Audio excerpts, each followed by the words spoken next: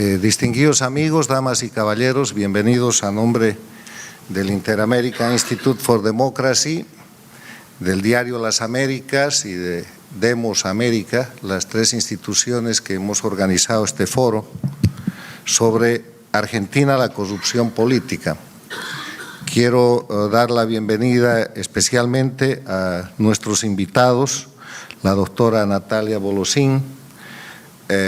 la doctora Paola Oliveto y el doctor Claudio Saboya,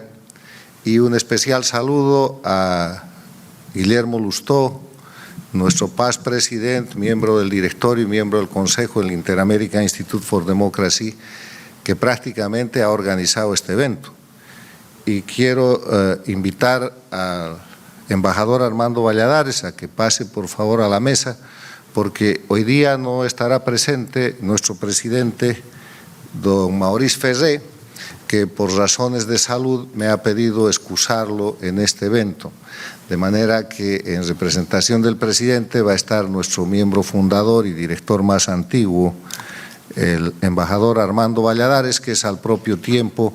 el presidente del Comité de Derechos Humanos del Inter-American Institute for Democracy. Dicho esto, a manera de introducción en este foro, queremos hablar de lo que son los foros en el Inter-American Institute for Democracy y recordar un poco lo que es el instituto. Este instituto, que tiene poco más de 11 años de vida, que es una entidad sin fines de lucro de los Estados Unidos, se ha organizado para promover, defender, educar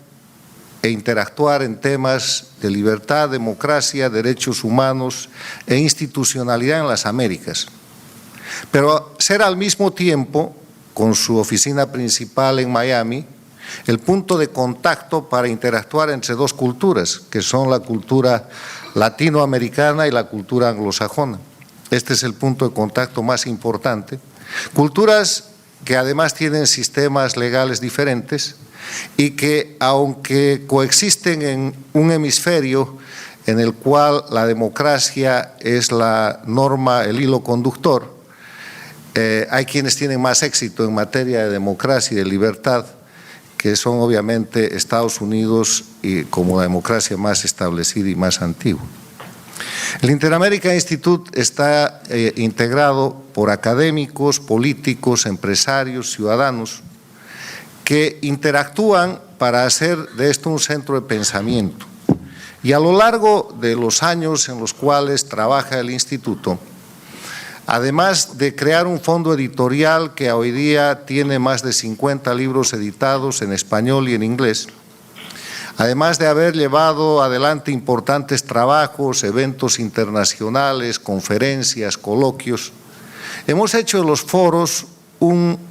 centro especial, un tipo especial de evento para discutir casos que preocupan a la comunidad, no solamente latinoamericana, no solamente americana en todo el hemisferio, sino a la comunidad y a la ciudadanía en general. Los foros que nosotros realizamos con frecuencia de más o menos 2 al año, tratan de dedicarse a temas específicos que tienen que ver con el quehacer respecto a la libertad, los derechos humanos y la democracia. Quiero decirles que este es el tercer foro sobre corrupción que hace el Inter-American Institute. El primero, con Guillermo, con Carlos Alberto Montaner, con Armando Valladares, fue hecho en el Congreso de los Estados Unidos hace aproximadamente 5 años, hablando de qué es la corrupción en América Latina, la corrupción y la democracia. El segundo foro también tuvo que ver sobre corrupción, se hizo en el Congreso de los Estados Unidos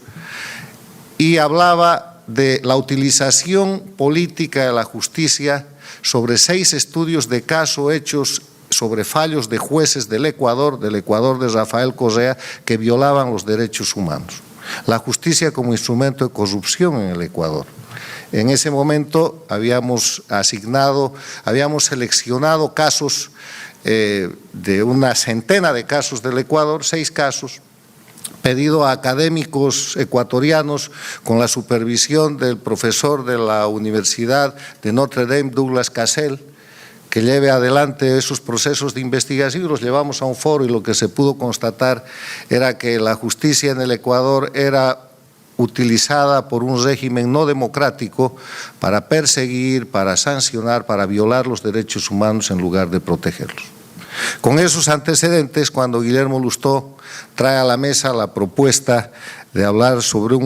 de hacer un foro sobre la corrupción política en la Argentina, obviamente el interés y la expectativa son muy grandes, porque consideramos que en el escenario del estudio de la corrupción es una situación innata al ser humano,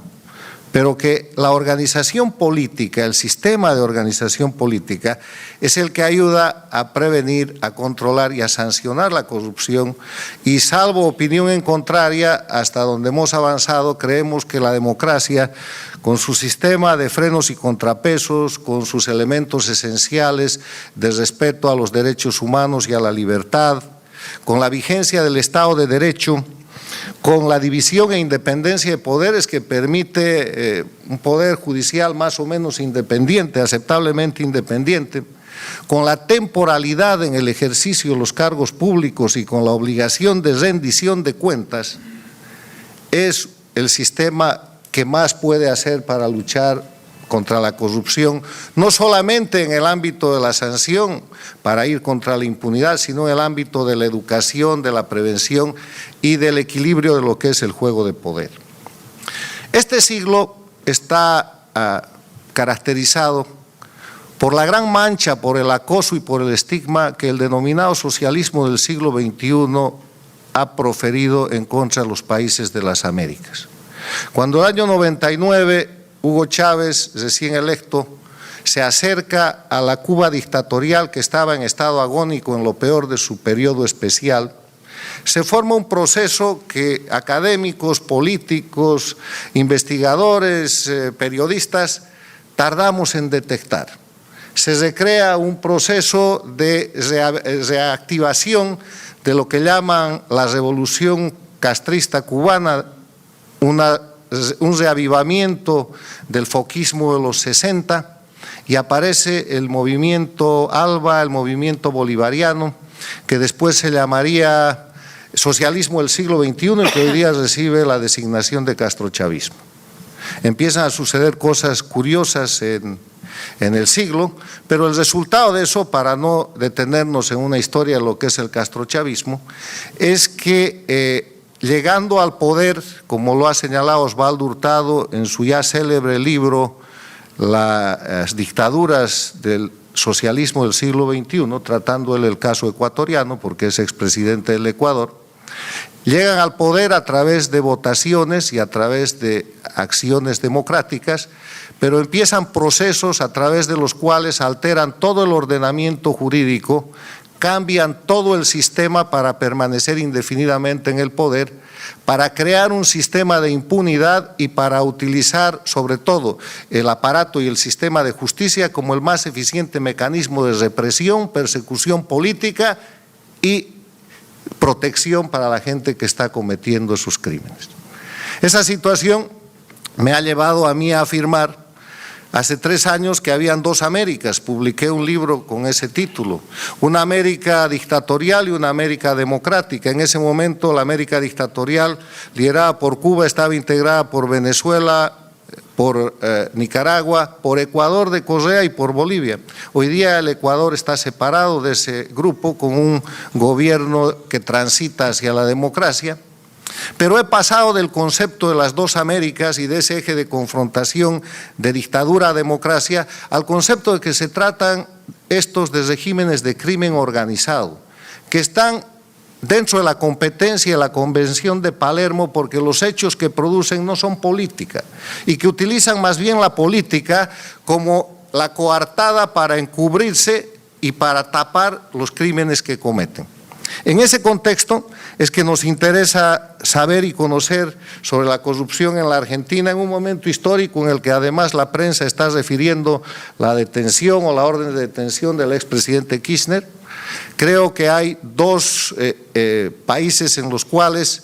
La corrupción detectada de esto que se llama el castrochavismo o el socialismo del siglo XXI marca historia. El más importante hasta ahora en el Brasil con Lava Jato, viene la corrupción K de la Argentina, pero quedan el grupo de países que no han develado la corrupción y que siguen bajo encubrimiento y bajo impunidad, que son la propia Cuba, Venezuela, Nicaragua y Bolivia, que son precisamente los países en los que no hay ejercicio democrático. Sobre la Argentina nos interesa mucho saber los conceptos de los académicos y de los presentadores que hoy día nos acompañan, sobre todo porque nos acompaña una preocupación que fue verificada por nuestro presidente del Comité de Derechos Humanos en varias visitas que ha hecho a la Argentina. Además de la corrupción económica, además de la corrupción de carácter digamos, de millones y de empresas y de obras y de todo tipo, había una alta corrupción judicial que hace que la Argentina, en afirmación nuestra hoy día, tenga el número más grande de presos políticos de la región.